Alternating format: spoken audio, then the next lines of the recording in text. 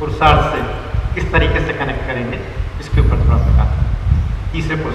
तीसरा पुरुषार्थ जो है वह है काम, इच्छा। और स्वामी कहते हैं फाइट टू दी एंड। अब आपको किससे झगड़ना है? आप कोई फिल्म हीरो तो हो नहीं, हाँ, कि आपको जाके कुश्ती करनी है, पटकना है लोगों को। अब फाइट टू दी एंड, तो स्वामी बोलते हैं किससे लड़ना है? तो अपनी बुरी वृत्तियों से लड़ना है, अपनी इच्छाओं से लड़ना है, अपने अंदर जो गलत कामनाएं आ रही हैं उनसे लड़ना है। स्वामी कहते हैं, स्वामी ने बहुत से प्रोग्राम्स दिए, बहुत सुंदर उदाहरण स्वामी देते हैं। स्वामी कहते हैं अगर आप चाहते हो फाइट टू दी एंड, अगर आप बिल्कुल आखिरी तक लड़ना चाहते हैं तो केवल एक परिवार जो है उससे लड़ो, एक परिवार। और उस परिवार को अगर आपने इग्नोर कर दिया और अगर उस परिवार पर आपने विजय पा ली तो आप समझ लो कि आप स्वामी के बिल्कुल पास आ जाएंगे। स्वामी से बोला, स्वामी कौन सा परिवार है?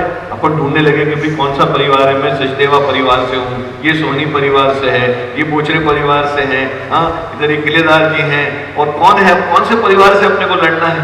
तो बोले स्वामी बोलते उस परिवार का मैं आपको आज आपसे मुलाकात करवाता हूँ। बोले उस परिवार में जो माँ है वह सबसे दुष्ट है। उस परिवार की जो मुखिया है वह माँ है और वह सबसे दुष्ट है, और उस माँ का नाम है कामना, इच्छाएं। जो आपके अंदर हृदय में तरह तरह की इच्छाएं हृदय में हिलोरे मारती है ना, वो इच्छाएं जो हैं वह सबसे दुष्ट हैं।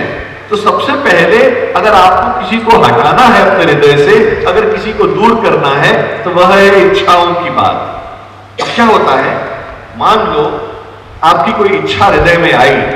अब इच्छा क्या है कि भाई बारिश का मौसम है, मेरे पास में मोटरसाइकिल ही है, अब काश मेरे पास में एक मारुति 800 होती, एक मारुति ऑल्टो होती तो क्या मजा रहता। अपन एयर कंडीशन चला करके, बारिश हो धूप हो, इसमें भी आराम से आते। अब सारी मैं इतनी मेहनत कर रहा हूँ और एक गाड़ी नहीं ले पा रहा हूँ, क्या करूँ? हाँ, अब आप उस डेविल से लड़ रहे हैं अंदर। अब वो इच्छा तो आ गई कि नहीं गाड़ी लेनी है।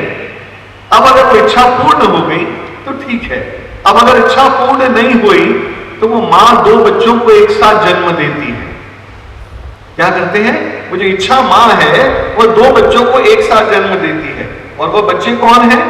वह बच्चे हैं, अगर आपकी इच्छा पूर्ण नहीं हुई तो वह है क्रोध और दूसरा है ईर्ष्या। ये 2 बच्चे ट्विंस एक साथ पैदा होते हैं।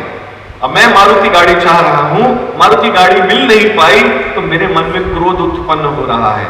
मैं मोटरसाइकिल पे जा रहा हूँ, कोई पानी उड़ाता हुआ निकल जाता है तो क्रोध आता है, अच्छा बच्चों यार तेरे पास गाड़ी है तो पानी उड़ा रहा है मेरे पे, हाँ। और मन ही मन क्रोध आता है कि यार मेरे पास गाड़ी नहीं है। दूसरा ईर्ष्या होने लगती है जिसके पास गाड़ी है, ये तो गाड़ी पे जा रहा है और मैं बिल्कुल मोटरसाइकिल पर जा रहा हूँ। तो 2 बच्चों के उत्पन्न हो जाते हैं आपके, अगर आपकी इच्छा पूर्ण ना हो। कौन से हुए वापस बोले? क्रोध और ईर्ष्या। बहुत स्वाभाविक है।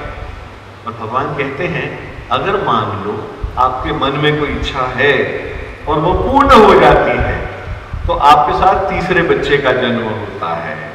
और वो तीसरा बच्चा है अटैचमेंट, मोह। फिर आपको मोह हो जाता है, अरे मेरी गाड़ी, इसको चमकाऊं, हाँ इसको नहीं बनाऊं, कोई स्क्रैच लग गया तो अपन गाड़ी से उतर करके चौराहे पे झगड़ा करने लग जाते हैं, भूल जाते हैं सब फिलॉसफी भगवान की।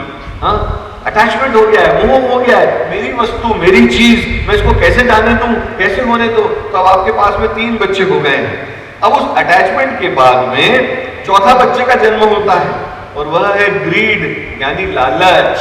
अब लालच कहता है भाई कब तक मारुति 800 चलाओगे, हाँ कभी तो ऊपर आओ, स्कोडा ले, फोर्ड देखो, इतनी बड़ी बड़ी गाड़ियां आ रही है, फॉर्च्यूनर है, कब तक मारुति पे अटके रहोगे। अब मन में लालच आ गया, अरे भाई चाहे कुछ भी हो मेरे को तो एक बड़ी गाड़ी चाहिए, हर हालत के अंदर मेरे को बड़ी गाड़ी चाहिए। अब आपने जाकर के जोड़ तोड़ करके सब कुछ करके आपने बड़ी गाड़ी भी खरीद ली। अब आप फॉर्च्यूनर में बैठ के भजन में आ रहे हैं तो अब आपके कौन सा नए बच्चे का जन्म हुआ? वह क्या है? वह है कंसीट, अहंकार। मैं गाड़ी में आ रहा हूं।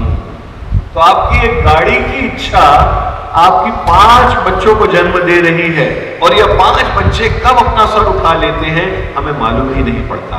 तो बाबा कहते हैं इसीलिए मैंने एक प्रोग्राम इंट्रोड्यूस किया है और वह है सीलिंग ऑन डिजायर्स, यानी कि अपनी इच्छाओं के ऊपर। जैसे आपकी छत के ऊपर आज ये सीलिंग है, आज आपके सिर के ऊपर एक सीलिंग है, तो आज बारिश हो, धूप पड़े, कुछ भी हो, उससे आपको फर्क नहीं पड़ता। प्लस ये बिल्डिंग की एक लेंथ डिसाइड हो गई कि आज सीलिंग पड़ गई तो इसके ऊपर कुछ नहीं बनना।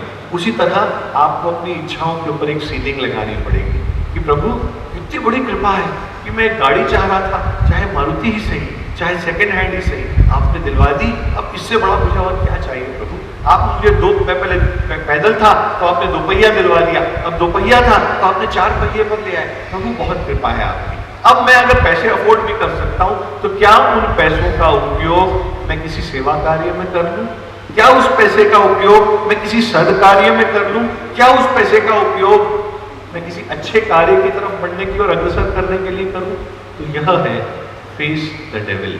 और स्वामी कहते हैं अपनी इच्छाओं पर अगर नियंत्रण आपने कर लिया तो आपसे सुखी कोई व्यक्ति नहीं। और अगर आपको दुखी व्यक्ति देखना है तो अपने आसपास देख लो, जिसकी जितनी ज्यादा इच्छाएं हैं वह उतना दुखी है। क्योंकि उन इच्छाओं को पूर्ण करते करते कब आदमी जवान से बूढ़ा होकर के कब्र में चले जाता है, उसकी इच्छाएं पूर्ण नहीं होती। क्योंकि इकोनॉमिक्स के अंदर भी एक फिलॉसफी है, वो कहते हैं man is a bundle of wants, no sooner one want gets satisfied the other wants lifts its head. जो इकोनॉमिक्स के छात्र हैं वो जानते हैं कि इकोनॉमिक्स में ऐसी धारणा है कि एक आदमी जो है वो इच्छाओं का एक बंडल है, जैसे ही एक इच्छा समाप्त होती है दूसरी इच्छा उभर करके आ जाती है। बाबा कहते हैं जब तक उन इच्छाओं पर आप एक सीलिंग नहीं डालेंगे, ये एक डेविल के रूप में, एक परिवार के रूप में आपके ऊपर तरह तरह से आक्रमण करते रहेंगे।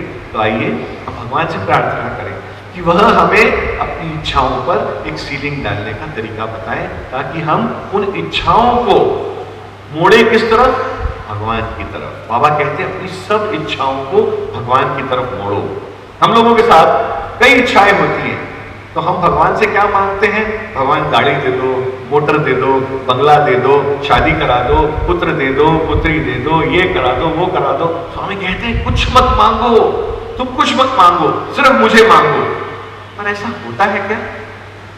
हाँ, स्वामी कहते हैं मुझे सिर्फ मुझे मांगो, और क्या हम सिर्फ भगवान को मांगते हैं? मैंने आपको एक एक्सपीरियंस सुनाया हुआ ना, बचपन में जब मैं भगवान से विद्या और सद्बुद्धि मांगता था तो भगवान ने कहा कुछ मत मांगो, सिर्फ मुझे मांगो, क्योंकि मेरे हाथ में ही सब कुछ है। अब उसके आगे भगवान ने एक चीज और बोली। अब कई बार क्या होता है, मन के अंदर कोई चीज से हम त्रस्त हैं, मुझे चाहिए ये चीज। अब मैं भगवान से कैसे बोलूं कि स्वामी मुझे ये चीज दो? अब तुम मांगोगे तो भगवान उतनी ही चीज देंगे। तो भगवान कहते हैं जब भी तुम्हें संसार में किसी वस्तु की आवश्यकता महसूस हो तो मेरे चित्र के सामने जाओ और उसके सामने जाकर के बोलो भगवान आई वॉन्ट यू, भगवान आई वॉन्ट यू, भगवान आई वॉन्ट यू।